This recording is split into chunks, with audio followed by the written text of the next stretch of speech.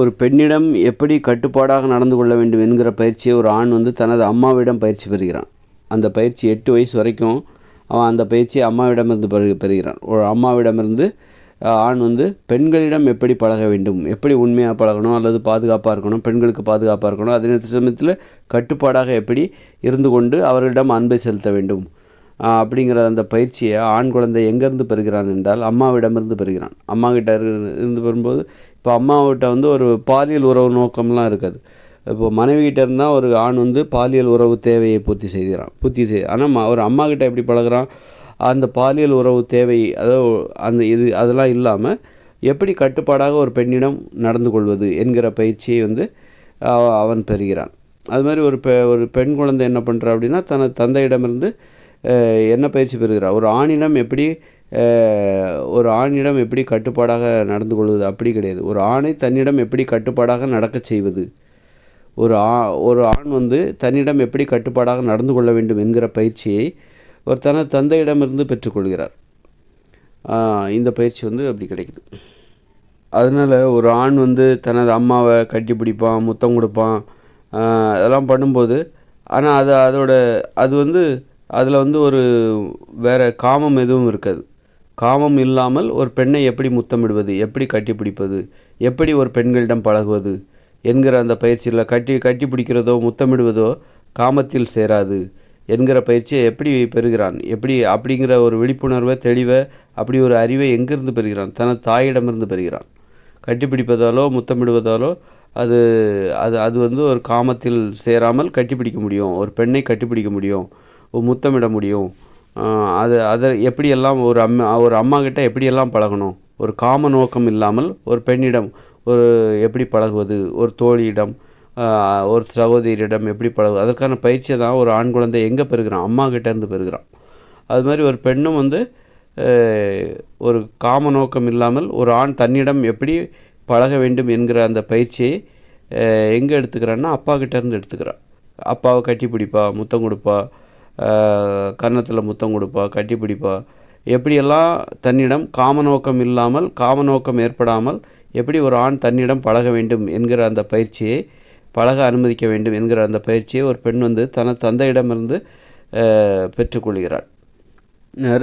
நிறைய பிள்ளைகளுக்கு பெற்றோர்களை கட்டி பிடிக்கிற வழக்கமே கிடையாது. சின்ன வயசில் கட்டி பிடிச்சிருப்பாங்க, அப்புறம் வளர்ந்த பிறகுலாம் கட்டி பிடிக்கிற வழக்கமே கிடையாது. பெற்றோர்களை ஒரு மகள் தனது தந்தையை, ஒரு மகன் தனது தாயை கட்டி பிடிக்கிற வழக்கமே நிறைய காரணம் என்னென்னா அவங்க அந்த அளவுக்கு தப்பாக புரிஞ்சு வச்சுருக்காங்க.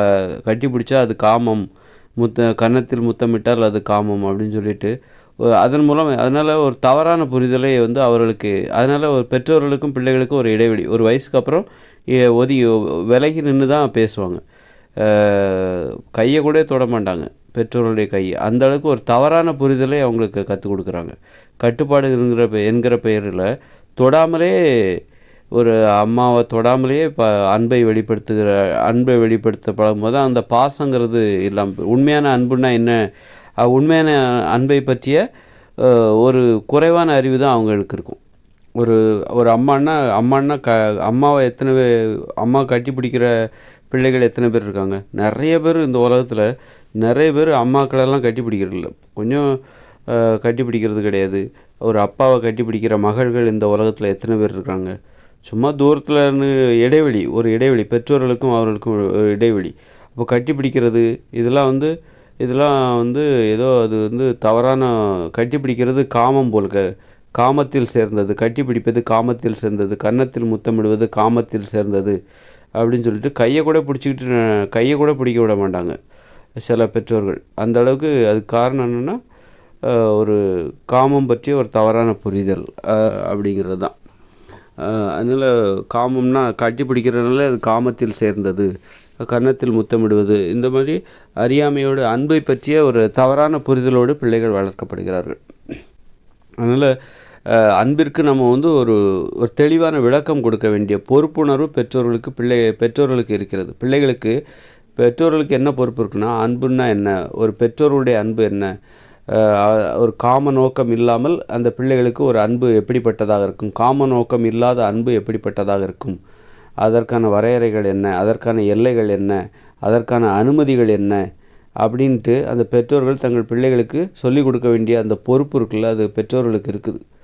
அதை செய்யாமல் ஒரு இடைவெளியை கடைபிடிக்கும்போது அந்த பிள்ளைகளால் தனது அம்மாவுக்கோ அப்பாவுக்கோ எப்படி அன்பை வெளிப்படுத்துவது என்கிறது தெரியாமல் அவர்கள் வளர்க்கப்படுகிறார்கள். இதனால் என்ன ஆகும் அப்படின்னா, பிற்காலத்தில் அந்த பிள்ளைகள் வளர்ந்த பிறகு ஒரு ஆண் பிள்ளைகள் எப்படி பெண் பிள்ளைகிட்ட பேசணும் அப்படின்னு சொல்லிட்டு தெரியாமல் கூச்ச சுவப்பட்டு பெண்கள்கிட்ட பேசவே மாட்டாங்க. அது மாதிரி விலகியிருப்பாங்க. அது மாதிரி பெண்களும் பெண் பிள்ளைகளை ஆண்கள்கிட்ட தனது வயதை ஒத்த ஆண்களிடம் எப்படி பழகுவது, நண்பராக எப்படி பழகுவது, ஒரு சகோதரனாக எப்படி பழகுவது, அதாவது இன்னும் உடன்பிறவாத ஒரு சகோதரனாக எப்படி பழகுவது அப்படின்னு தெரியாமலே ரொம்ப அந்த ஆண் பெண் உறவுமுறையை இது ரொம்ப கடுமையாக பாதிக்கும். அதனால் ஒரு பெற்றோர்களுக்கு பிள்ளைகளுக்கு கற்றுக் கொடுக்க வேண்டிய பொறுப்பு இருக்குது. ஒரு எப்படி கட்டிப்பிடிப்பதோ அல்லது கன்னத்தில் முத்தமிடுவதோ இது போன்ற இதெல்லாம் காம நோக்கம் இல்லாமல் எப்படி பழகுவது, அதற்கான எல்லைகள் என்ன, வரையறைகள் என்ன, அனுமதிகள் என்ன அப்படின்ட்டு அதை கற்றுக் கொடுக்க வேண்டிய பொறுப்பு பெற்றோர்களுக்கு இருக்குது. சும்மா விலகி நின்றுக்கிட்டே பேசி அன்பை வெளிப்படுத்தி விடலாம், தொடாமல் அன்பை வெளிப்படுத்தி விடலாம் அப்படின்னு சொல்லிட்டு அந்த தொட்டாலே அது காமம், கட்டிப்பிடித்தாலே காமம் அப்படின்னு தப்பான ஒரு அர்த்தத்தை பிள்ளைகளுக்கு கற்றுக் கொடுக்கும்போது அந்த பிள்ளைகள் பிற்காலங்களில் அவர்கள் எப்படி ஒரு ஆண் பிள்ளைகள் பெண் பிள்ளைகளிடம் எப்படி பழகுவது, பெண் பிள்ளைகள் எப்படி ஆண் பிள்ளைகளிடம் பழகுவது என்பது தெரியாமலேயே அவங்க ரொம்ப ஒரு பெண்ணை பற்றின அறிவு எதுவும் இல்லாமல் அது மாதிரி ஆண் பிள்ளைகளை பற்றின அறிவு பெண்களுக்கு இல்லாமல் ரொம்ப கஷ்டப்படுவாங்க. அந்த ஒரு நட்புங்கிறது இதெல்லாம் என்னன்னு தெரியாமல் போயிடும் உங்களுக்கு. ஒரு அப்பா தனது மகனை கட்டிப்பிடிக்கணும், கன்னத்தில் முத்தமிட வேண்டும், அதெல்லாம் நிறைய பேர் செய்கிறதே கிடையாது. அதனால் பார்த்திங்கன்னா ஒரு மகன் தனது அப்பாவை கட்டிப்பிடிக்கிற அந்த வழக்கமே நிறைய குடும்பத்தில் கிடையாது. ஒரு அப்பா தனது மகனை கட்டிப்பிடிக்கிற வழக்கமே நிறைய குடும்பத்தில் கிடையாது. அன்பை செலுத்துவதற்கு கூச்சப்படுறாங்க, தயக்கம். அது அன்பை எப்படி வெளிப்படுத்துவது அப்படிங்கிற அந்த வழக்கமே அங்கே கிடையவே கிடையாது. வெறுமனே தூரம்னு மட்டுமே பேசுவாங்க. அதுமாதிரி ஒரு அம்மா எத்தனை பெண் பிள்ளைகள் தனது அம்மாவை கட்டிப்பிடிக்கிறார்கள், அது கூட கிடையாது. அம்மாவோட கையை கூட பிடிக்கிறது கூட குறைவாக தான் இருக்கும். ஒரு அம்மாவுக்கு முத்தமிடுகிற மகள் எத்தனை பேர் இருப்பாங்க, ஒரு மகளுக்கு முத்தமிடுகிற அம்மா எத்தனை பேர் இருப்பாங்க, ஒரு மகளை கட்டிப்பிடிக்கிற அம்மா எத்தனை பேர் இந்த உலகத்தில் இருப்பாங்க. நிறைய அந்த அளவுக்கு அன்பை எப்படி வெளிப்படுத்துறதுன்னே தெரில. அதுதான் அறியாமைங்கிறது என்னென்னா, அன்பை வெளிப்படுத்த தெரியாமை தான் அறியாமை. அன்பு சும்மா சாப்பிட்டியா அப்படின்னு கேட்குறது, இது மட்டும்தான் அன்பு. இதை தாண்டி வேறு எதையுமே செய்ய தெரியல, கூச்சப்படுறாங்க. அதெல்லாம் செஞ்சால் தப்பு அதெல்லாம் செய்கிறதுக்கு, ஒரு அன்பை வெளிப்படுத்துறதுக்கே அவங்க கூச்சப்படுறாங்க.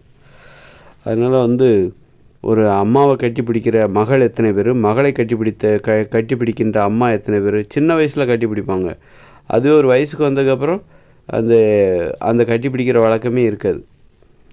ஒரு அம்மாவும் மகளும், ஒரு அப்பாவும் மகனும். அப்போ அப்படி வளர்க்கப்படுகிற ஒரு மகன் என்ன பண்ணுவான்னா, தனது நண்பனை கட்டிப்பிடிக்க மாட்டான். ஒரு நண்பனுக்கு கன்னத்தில் முத்தமிடுகிற ஒரு ஆண் எத்தனை பேர் இருக்காங்க இந்த உலகத்தில். அது மாதிரி தனது தோழிக்கு கட்டிப்பிடித்து முத்தம் கொடுக்குற பெண் எத்தனை பேர் இந்த உலகத்தில் இருக்காங்க. ஒரு 16 வயசுக்கு மேலே, ஒரு 15 வயசுக்கு மேலே, 10 வயசுக்கு மேலே, பிற்காலங்கள் 40 வயசில் இருக்கிற பெண்கள், 30 வயசில் இருக்கிற ஆண்கள், 30 வயசில் இருக்கிற பெண்கள், எப்படி எத்தனை பேர் இருக்காங்க தனது நண்பர்களையோ பெண்கள் தங்கள் தோழிகளையோ கட்டிப்பிடித்து முத்தம் கொடுக்குற, கன்னத்தில் முத்தம் கொடுக்குற அந்த நட்பு எத்தனை பேருக்கு தெரியும்? நிறைய பேருக்கு தெரியறது இல்லை. சகோதரர்கள் எங்கேயாவது கட்டி பிடிச்சிக்கிறாங்களே, எத்தனை வீட்டில் சகோதரர்கள் அண்ணன் தம்பியெல்லாம் கட்டி பிடிச்சிக்கிறாங்க, அக்கா தங்கச்சி எத்தனை வீட்டில் கட்டி பிடிச்சிக்கிறாங்க, அண்ணனும் தங்கச்சியும் எத்தனை வீட்டில் கட்டி பிடிச்சிக்கிறாங்க, அண்ணனும் தங்கச்சியும் அப்புறம் அக்காவும் தம்பியும் எத்தனை வீட்டில் கட்டி பிடிக்கிறாங்க? கிடையாது. அந்தளவுக்கு அன்பை எப்படி வெளிப்படுத்தணுங்கிறத பெற்றோர்கள் சொல்லி கொடுக்குறதே கிடையாது. அன்பை எப்படி வெளிப்படுத்தணும் அப்படிங்கிற அந்த அறிவுங்கிறது சுத்தமாகவே கிடையாது. சும்மா இடைவெளி, சாப்பிட்டியா, உக்காரியா, சோறு சாப்பிடு, அது சாப்பிடு, இதை சாப்பிடு, அப்புறம் வேறு என்ன அப்படின்ற மாதிரி தான் இருக்குது. அதனால் ஒரு என்ன தான் ஒரு அன்புன்னா அதை வாழ்க்கையை அனுபவிக்கவே தெரில, அன்பை அனுபவிக்கவே அவங்களுக்கு தெரியல சுத்தமாக. அதை சொல்லிக் கொடுக்க அதான் அறியாமைன்ற. அதுக்காக தான் சுதந்திரமாக வாழணுங்கிறது அதுக்கு தான். இந்த மாதிரி அடிமைத்தன கலாச்சாரங்கிறது வாழ்க்கையில் ஒரு சுவாரஸ்யமே இருக்காது. ஒரு தொடுதல் தான் வந்து உண்மையிலே ஒருத்தருக்கு பலத்தை கொடுக்கும். ஒரு அம்மா தனது மகனை தொடுவது, மகன் தனது அம்மாவை தொடுவது, கட்டி அணைப்பது, கன்னத்தில் முத்தமிடுவது, இதெல்லாம் ரொம்ப பலத்தை கொடுக்கும். ஒரு அன்பை வந்து வெளிப்படுத்துறதுக்கு இது. அதுக்கு இப்போ வந்து கட்டி பிடிக்கிற வழக்கமே கிடையாதா? ஒரு அம்மாவும் மகனும். அதனால் மகன் என்ன பண்ணுவான், தனது அம்மாவுக்கு எப்படி வந்து தனது அன்பை வெளிப்படுத்தலாம்? ஏதாவது பொருள் வாங்கி கொடுப்பான், நல்ல சாப்பாடு, பணம் கொடுப்பான், வேறு ஒன்றும் பண்ண மாட்டான். ஒரு கட்டி பிடிக்கிறதோ முத்தம் கொடுக்குறதோ அப்படி ஒரு வழக்கமே கிடையாது. ஒரு சகோதரர்களுக்கு இடையில் ஒரு அண்ணனும் தம்பியும் கட்டி பிடிக்கிற எத்தனை பேர் இருக்காங்க? தொடவே மாட்டாங்க. அந்த அளவுக்கு தான் வந்து ஒரு அன்பை வெளிப்படுத்தவே தெரியல. அந்த அளவுக்கு ஒரு சுய சிந்தனை இல்லை, கூச்சப்படுறாங்க. அப்புறம் மேலை நாட்டிலலாம் அது நல்லா இருக்குது. ஒரு முன்னேறிய மேலை நாடுகளில் அந்த வழக்கம் மிகச்சிறப்பாகவே இருக்குது. அங்கே மட்டும் ஏன் அப்படி இருக்குது அப்படின்னா, அடிப்படையில் எல்லா பிரச்சனைகளுக்கும் எது காரணமாக இருக்குன்னா, அந்த தாய்மொழியில் கல்வி இல்லாமல் தான் காரணமாக இருக்கும். தாய்மொழியில் கல்வி கற்றால் எல்லாமே வந்து சரியாயிடும். கூச்சம் போயிடும், சுய சிந்தனை வந்துடும். ஒரு மற்றவங்கள பார்க்க வேண்டிய எப்படி வாழணும்னு நம்ம யாரையும் பார்த்து கற்றுக்க நம்மளே வந்து முயற்சி பண்ணுவோம். அந்த கூச்சங்கிறது எங்கேருந்து வருது? அன்பை வெளிப்படுத்துவதற்கு எங்கே கூச்சம் வருது? நாம் இன்றைக்கி முத்தம் கொடுக்குறோமா, சரி முத்தம் கொடுக்குறாங்களே, கட்டி பிடிக்கிறாங்களே, அம்மாவை கட்டி பிடிக்கிற பிள்ளைகள் இருக்காங்களே, கொஞ்சம் பேர் இருக்காங்க. அம்மாவை கட்டி பிடிக்கிற மகன்கள், அம்மாவை கட்டி பிடிக்கிற மகள்கள், மகளை கட்டி பிடிக்கிற அம்மாக்கள் வந்து இந்த கொஞ்சம் பேர் இருக்காங்க. இந்த பணக்கார வீடுகளில் இருக்காங்க. அவங்களும் எப்படி அவங்க ஒன்றும் சுய சிந்தனையோடு பண்ணுறது கிடையாது. அவங்களும் இந்த வெளிநாட்டுக்காரங்களை காப்பி அடிச்சுக்கிட்டு அவங்க அப்படி பண்ணுறது. அடித்தாங்காப்பி மாதிரி வெளிநாட்டுக்காரங்களை காப்பி அடிச்சுக்கிட்டு தான் அந்த வேலையை இங்கே பண்ணுறது. அவங்க எப்படி பண்ணுவாங்களோ அதே மாதிரி இவங்க பண்ணுறது. இவங்களுக்கும் ஒரு சுயமான அந்த சுய தூண்டுதல்லாம் கிடையாது. வெளிநாட்டுக்காரங்க காப்பி அடிக்கிற மாதிரி இவங்களும் காப்பி அடிச்சுட்டு கிடக்குறாங்க. அந்த அளவுக்கு இந்தியர்கள் அந்த தாய்மொழியில் கல்வி இருந்தால் எல்லா வகையிலுமே வந்து ஒரு சிறப்பாக இருப்பார்கள். கூச்சமே இருக்காது. ஒரு அன்பை வெளிப்படுத்துறதுக்கு அங்கே தயக்கமே இருக்காது. நல்ல அறிவுடையவர்களாக இருப்பார்கள். அதனால் எங்கெல்லாம் வந்து இப்போ பார்த்திங்கன்னா வந்து எங்கெல்லாம் பார்த்திங்கன்னா அன்பை கட்டி பிடிக்கிறது, முத்தமிடுறது, அம்மா மகனை, மகளே அம்மா, இதெல்லாம் எங்கே அப்பா வந்து தனது மகனை, இதெல்லாம் எங்கே நடக்கும்னா தாய்மொழியில் எங்கெல்லாம் கல்வி கற்கிறார்களோ, எந்த நாட்டிலெல்லாம் தாய்மொழிக்கு முக்கியத்துவம் இருக்கோ அங்கே தான் வந்து பார்த்திங்கன்னா அந்த நாடும் முன்னேறி இருக்கும், அந்த மக்கள் நாடு எல்லாமே முன்னேறி இருக்கும். அவங்ககிட்ட இந்த அன்பை வெளிப்படுத்துவதில் ஒரு மேம்பட்ட அணுகுமுறை அவங்ககிட்ட தான் இருக்கும். மற்றபடி இந்த மாதிரி மூன்றாம் தர நாடுகள், இந்தியா மாதிரியான அடிமைத்தன நாடுகள்லாம் இருக்குது பாருங்கள். இந்த அவங்கள பார்த்து காப்பி அடிக்கிறது, ஆங்கிலத்தில் கல்வி கற்பது, ஆங்கிலத்தில் வாழ்வது, ஆங்கிலத்தில் தொழில் செய்வது, பேச்சு வழக்கில் பார்த்து ஆங்கிலம் அவ்வளோ ஆதிக்கம் செலுத்துது. இந்த பணக்காரங்க பேசுகிற பேச்சில் தமிழ் கொஞ்சம் தான் இருக்குது, ஆங்கிலம் தான் அவ்வளோ ஆதிக்கம் செலுத்துது. அந்த அளவுக்கு வந்து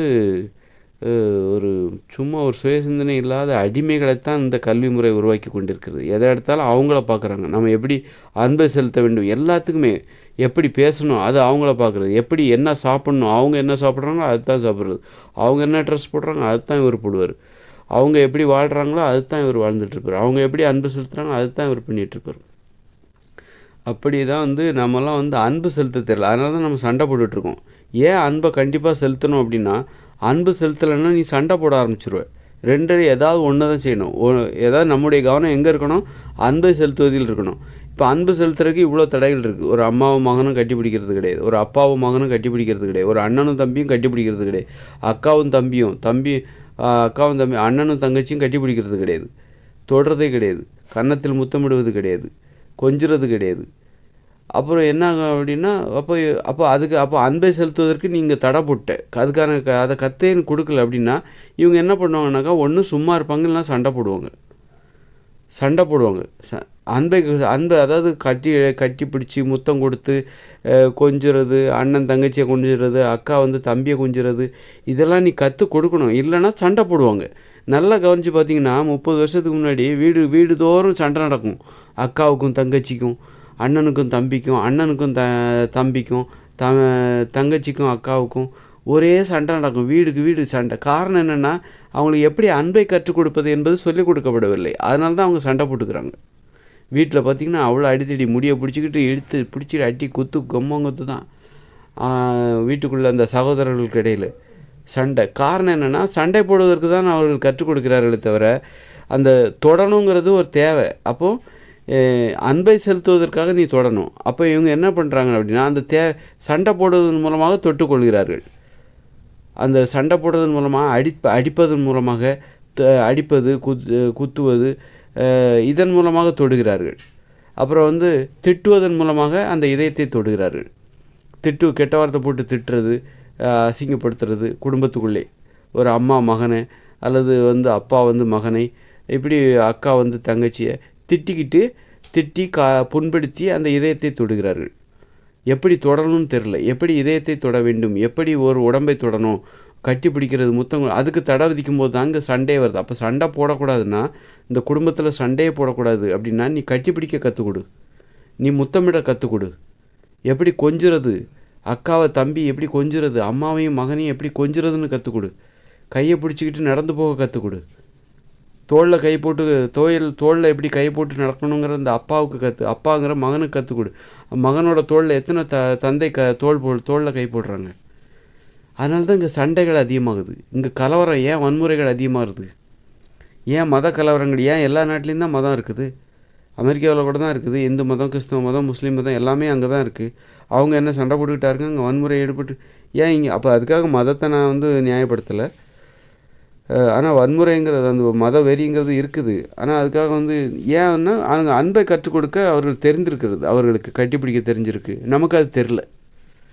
நம்ம எப்படி அன்பு செலுத்த தெரியலையா, அதனால இவங்க சண்டை போட்டுக்கிட்டு இருக்காங்க. தொடணும், இவங்களுக்கு எப்படியா தொடணும், அந்த ஆர்வத்தை அடக்க முடியல. ஏன் கற்பழிக்கிறான் அவன், ஒரு பெண்ணை ஏன் கற்பழிக்கிறான், அவனுக்கு கற்றுக் கொடுக்கப்படவில்லை. அன்பை வெளிப்படுத்துவதற்காக எப்படி ஒரு பெண்ணை தொட வேண்டும் என்று கற்றுக் கொடுக்கப்படவில்லை. ஒரு சகோதரியை எப்படி தொட வேண்டும், ஒரு அம்மாவை எப்படி தொட வேண்டும், கட்டி பிடிக்க வேணும், அம்மா முத்தம் கொடுக்கணும் அப்படின்னு அவனுக்கு கற்றுக் கொடுக்கப்படவில்லை. உடனே அவன் என்ன நினச்சிக்கிறான், தொடுதல்னாலே அவனை தொடரணும்னு அவனுக்கு ஆசையாக இருக்குது. ஆனால் அவனுக்கு எப்படி அன்பை வெளிப்படுத்த, கண்ணியமாக எப்படி ஒரு பெண்ணை தொடுவது, அந்த பயிற்சி அம்மா கிட்டேருந்து அவனுக்கு கிடைக்கல. ஆனால் தொடரணுங்கிற அந்த ஆசை இருக்கா, அந்த ஆசை அப்புறம் அம்மா வேறு அவமானப்படுத்தி வளர்க்குறாங்க பிள்ளைகளை, அடித்து கெட்ட வார்த்தை போட்டு திட்டி அவமானப்படுத்தி வளர்க்கும்போது அந்த பிள்ளைகளுக்கு அம்மா மேலே ஒரு பழி உணர்ச்சி, ஒரு கோபம், ஒரு கொலைவெறி எல்லாம் வந்துருச்சா. பிற்காலங்களில் பெண்ணை தொட வேண்டும் அப்படிங்கிற அந்த எண்ணம், அந்த தேவை, அது ஒரு தேவை. அப்படி இருக்கும்போது ஒரு ஆண் இன்னொரு ஆணை தொட வேண்டும், அது ஒரு தேவை. உடலை தொட வேண்டும், உடலை தொட்டு பேசணும் அப்படிங்கிற ஒரு தேவை. ஆனால் அன்பை வெளிப்படுத்த எப்படி தொட்டு பேசுறதுங்கிறது கற்றுக் கொடுக்காத பட்சத்தில் சண்டை போட்டு ஒருத்தர் தொட்டுக்கிறாங்க. சண்டை போட்டு கும்மங்குத்து குத்தி அடித்து ஒருத்தர் அடித்து காயப்படுத்தி அதன் மூலம் தொட்டுக்கொள்கிற தேவையை பூர்த்தி செய்து கொள்கிறார்கள். தொடுதல் என்கிற தேவையை பூர்த்தி செய்து கொள்கிறார்கள். அதனால் பெற்றோர்கள் இங்கே சண்டை நடக்கிறதுக்கு காரணமே இந்த பெற்றோர்கள் தான். எப்படி அன்பை வெளிப்படுத்த, எப்படி தொடரணும், அதற்கான எல்லைகள், வரையறைகள், அனுமதிகள் என்ன, எப்படி அனுமதிக்கணும், எந்த மாதிரி தொடுவதற்கெல்லாம் ஆண்களை அனுமதிக்கணும் அப்படிங்கிற அந்த பயிற்சி அப்பா கிட்டேருந்து பிள்ளைக்கு கிடைக்கணும், மகளுக்கு கிடைக்கணும், ஒரு அண்ணங்கிட்டேருந்து தங்கச்சிக்கு கிடைக்கணும், ஒரு அக்கா கிட்டேருந்து தம்பிக்கு கிடைக்கணும். இப்படி குடும்ப உறவுகள், அதுக்கு தான் குடும்ப உறவுகள், அதுக்கு தான் அந்த கூட்டு குடும்ப உறவுகள். இங்கே அதை கற்றுக் கொடுக்காத போது தொடணும் அந்த தேவை இருக்குது பார்த்திங்களா, அந்த தேவையை அடிப்படையாக கொண்டு, அந்த ஆர்வத்தை அடிப்படையாக கொண்டு ஒருத்தர் அடிச்சுக்கிறாங்க, அடிச்சுக்கிட்டு அதன் மூலம் தொட்டுக்கிறாங்க. அண்ணனும் தம்பியும் அடிச்சுப்பாங்க, அக்காவும் தங்கச்சியும் அடிச்சுப்பாங்க, அக்காவும் தம்பியும் அடிச்சுப்பாங்க, அண்ணனும் தங்கச்சியும் அடிச்சுப்பாங்க, அதன் மூலம் தொட்டுக்கிறாங்க. இதுதான் கடந்த காலத்தில் நிறைய குடும்பங்கள் நடந்தது. இப்போ கொஞ்சம் குறைஞ்சிருச்சு, ரொம்ப குறைஞ்சிருச்சு. குடும்ப வன்முறை, குடும்பத்துக்குள்ளே நடக்கிற அந்த சகோதர சண்டைகள், சகோதர வன்முறைகள், அது ரொம்ப அதிகமாக இருந்தது கடந்த காலத்தில். பெற்றவங்க பிள்ளையை போட்டு அடிப்பாங்க, அவமானப்படுத்துவாங்க. அதாவது தொடணும், பெற்றவங்க பிள்ளைகளை தொடணும் அப்படிங்கிறது, அது ஒரு தொடுதல் தேவை. பிள்ளைகளை பெற்றவங்க அப்போ அவங்க என்ன பண்ணுறாங்க, கட்டி அணைப்பது தவறு, கன்னத்தில் முத்தமிடுவது தவறு அப்படிங்கும்போது அந்த பெற்றோர்கள் என்ன பண்ணுறாங்க, தன் பிள்ளையை தொட வேண்டும் என்கிற அந்த ஆர்வத்தில், ஆசையில் அடித்து தொடுறாங்க. அடித்து முதுகில் பலார்னு அரைஞ்சி அந்த தொடுதல் என்கிற தேவையை பூர்த்தி செய்து கொள்கிறார்கள். அந்த மாதிரி கெட்ட வார்த்தையால் திட்டி அவமானப்படுத்தி தனது பிள்ளைகளின் இதயத்தை தொடுகிறார்கள், புண்படுத்தி தொடுகிறார்கள், இதயத்தை புண்படுத்தி அதன் மூலம் தொடுதல் தேவையை பூர்த்தி செய்து கொள்கிறார்கள். இதுதான். அதனால் எப்படி தொடணும், அந்த மாதிரி குடும்ப வன்முறைகளுக்கு இதுதான் காரணம். அன்றைக்கி நடந்த வன்முறைகளுக்கு இன்றைக்கும் அது நடந்துக்கிட்டு இருக்குது.